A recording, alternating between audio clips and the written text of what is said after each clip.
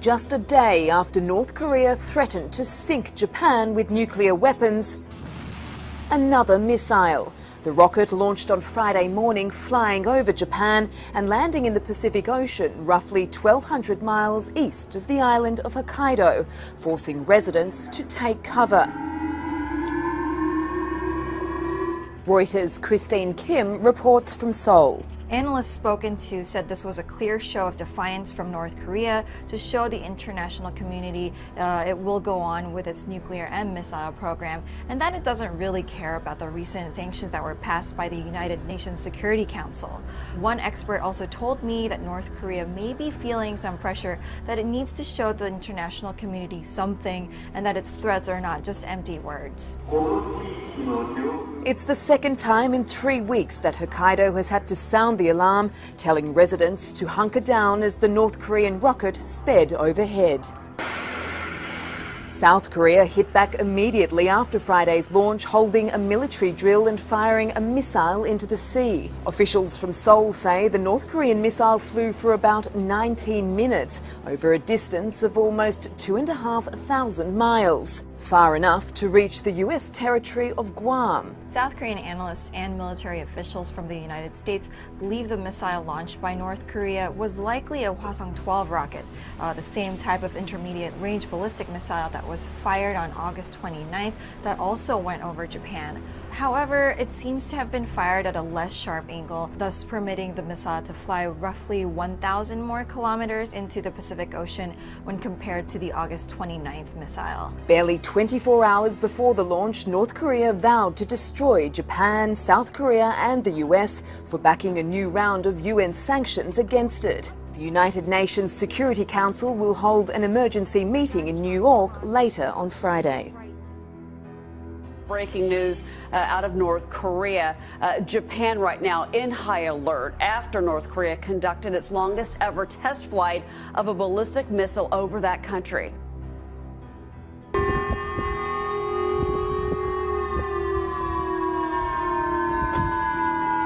And you're hearing those sirens. These were emergency alerts in Japan, text messages, loudspeakers telling residents in the area to seek shelter.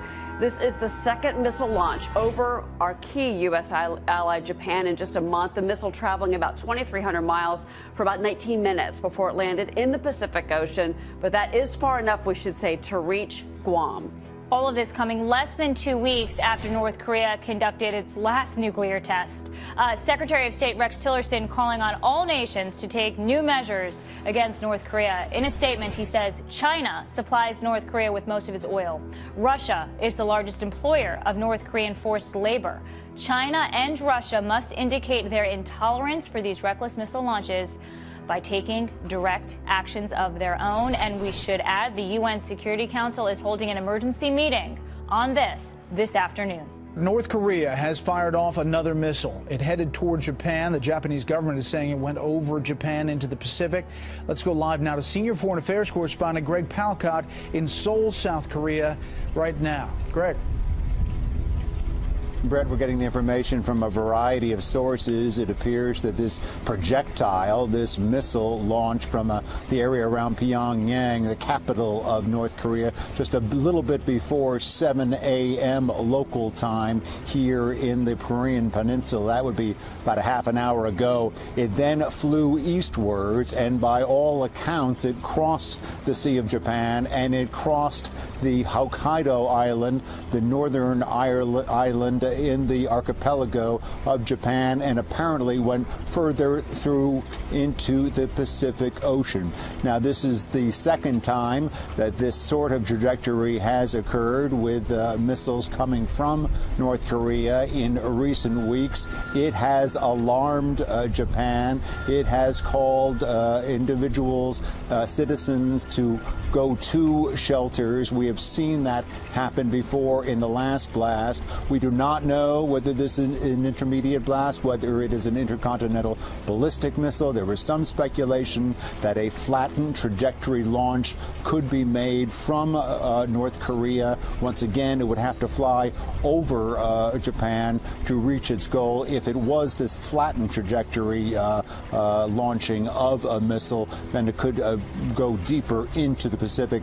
We're waiting on that now. Of course, all of this is happening while North Korea very busy with its own rhetoric, its own talking, not just about the United States, but in fact about Japan during the day. Let's take a listen to what's been said today. Kim Jong-un's regime did launch more rhetoric. In the wake of the latest UN sanctions, state media is saying Pyongyang ought to use its nuclear weapons to reduce the U.S. to ashes and darkness. And U.S. ally Japan should be sunken into the sea. Japanese Prime Minister Abe, on a visit to India, stood his ground. The whole of the international community must fully implement the recently adopted United Nations Security Council resolution and force North Korea to change its policy. Secretary of State Tillerson in London, meeting with UK Foreign Secretary Boris Johnson and others, also promoted the UN resolution. Additionally, he called on North Korea ally China to do more. I am hopeful that China, as a great country, a world power, will decide on their own and will take it upon themselves to use that very powerful tool of oil supply to persuade North Korea to reconsider its current path towards weapons development. Back in Seoul, some are more pessimistic about the prospect of reining in the North Korean regime. I don't think, unfortunately, there is any way to stop them now. No way. No way. Leading North Korea analyst Andrei Lankov thinks that the North will resist sanctions and will only come to the negotiating table to freeze its nukes in exchange for concessions. They want to get to the point when they have a sufficient number of their intercontinental ballistic missiles capable of destroying a sufficient number of the American cities.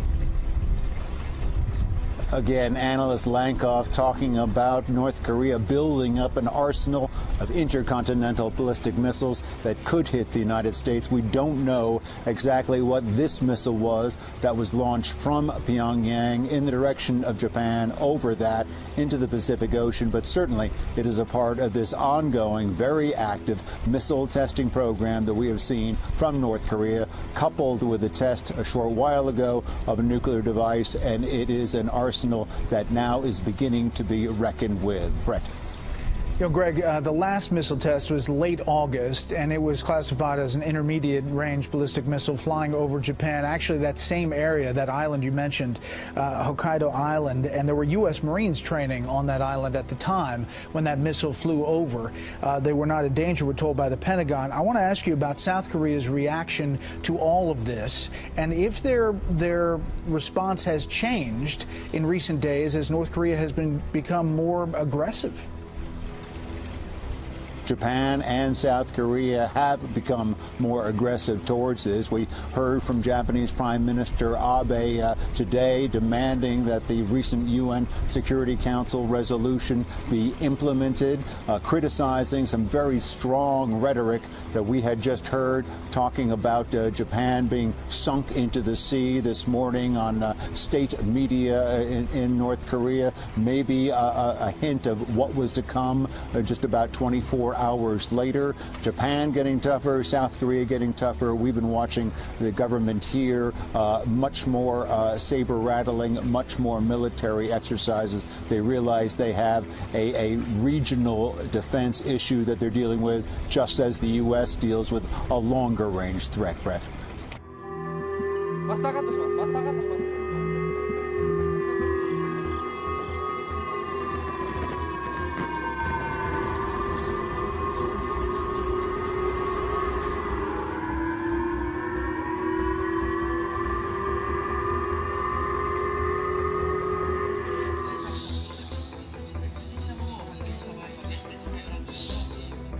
My phone translated as a North Korean missile launch.